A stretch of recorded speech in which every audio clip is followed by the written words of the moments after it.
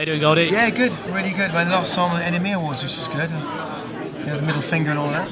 How was your recovery after that? It was pretty good actually. I'm a good boy. I was just in the yoga room the next day and that was it. Yeah, and went back to Asia thinking, what happened there? So it's been good. I've been out there. I got back 2 days ago, and it's kind of good to be back really, because you get on a train yesterday at 6 in the morning, go to yoga, and you see all these miserable faces, thinking you guys are really lucky in this train. You know what I mean? It's like poor people in Asia pushing, carts around with cardboard and smiling. Perspective. And I think that's what's good about being in Asia. It taught me about being no one for a change and losing a bit of the ego and just reminding myself. We need to be reminded sometimes. So how are you feeling about the dystopian nightmare we find ourselves in ahead of the general election? I think it's brilliant. I think it's what happens. I think finally the generic might change to the indifferent, writing about and putting it down. I think sometimes we need this. It's a very congested place. And I think it's a lot of negative thought within stuff, and we have to remind ourselves that we're very lucky. And if you can go in a room and write with people and be the voice of music to make someone maybe do something else, that's what it's about. Surely. And I think it's become an industry that, slowly if you start taking the soul out of it, that's what songwriting is, it's the soul of the music.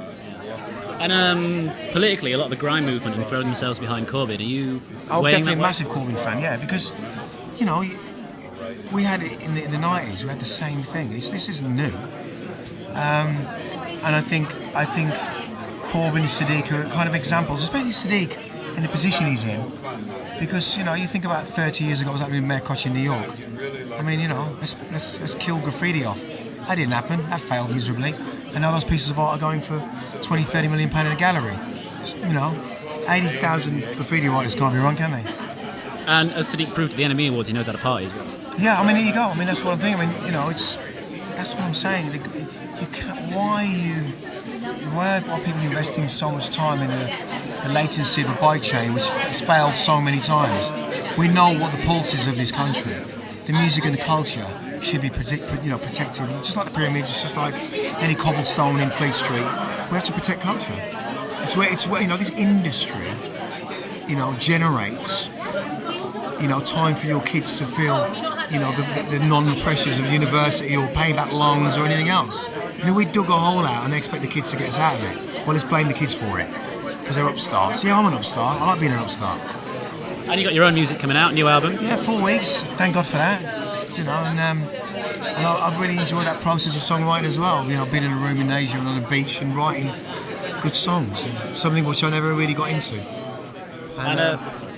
Just going to enjoy the album.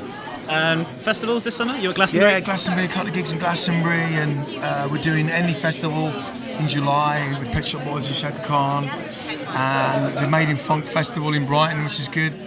It's good. We've got the live tour's been announced in November. It's kick off at Roundhouse, and I'm really enjoying the album being played live. It's amazing. We did Ronnie Scott's 3 months ago, and I popped back in for that, and it's just great to be able to do what we were attempting to do 20 years ago, but no one got it. So I kind of like that. Gone full circle. It's full circle, it really is. And Fatboy Slim told us something interesting the other week. He said that he reckons Glastonbury's running out of headliners. Do you think that's true? Or can you see anyone rising up to do it? I just think that the model, it's got to change. I think things like Wilderness and those festivals are being a bit more kind of cleaning up yourself. Not explaining a squad of cleaners to come in. Do it yourself. You've got to be able to be more aware of our imprint. And I like what these kind of festivals are dealing with folk and live music and electronic in the same hand. And I like that. I think the festival models are changing a little bit. And Soul House are doing their festivals. I like it. And I think even we've got to change the climate of that. It's important. On that note, Goldie, I think that's everything. Thank you. Thanks very much, man. Day drinking. Be careful.